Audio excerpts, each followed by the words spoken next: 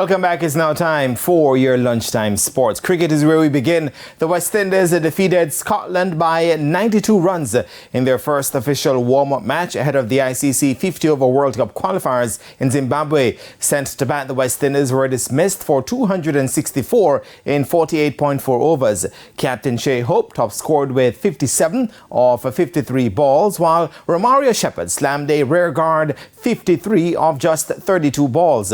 Casey Carty also chipped in with 32 and Roston Chase 30. Chris Soule took 4 for 51, Jack Jarvis at 3 for 25 and Chris Greaves at 3 for 47 for the Scottish.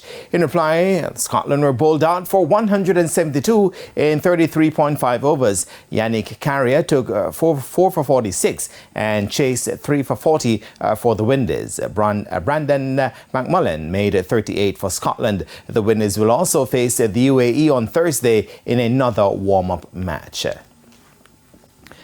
To the courts we go now. The Denver Nuggets are celebrating their first ever NBA title following a 94-89 win over the Miami Heat in Game 5 of the finals on Monday night to seal a 4-1 series triumph.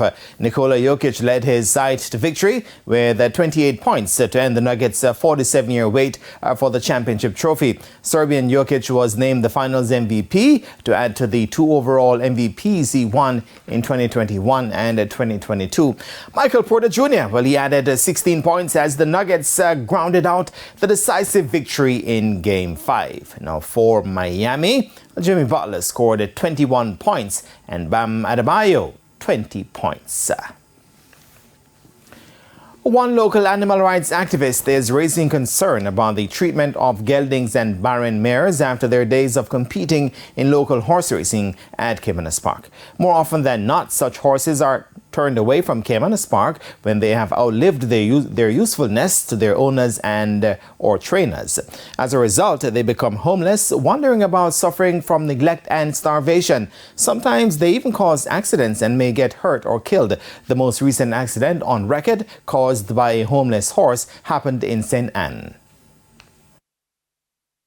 Well, what I can tell you is that approximately a week ago, the latest of this accident occurred in the St. Anne's Bay police area along the civil main road. And I saw one of the horses that was not properly fettered went on the roadway and was involved in more than one collision that night. We find them with broken legs, broken hips, mashed up.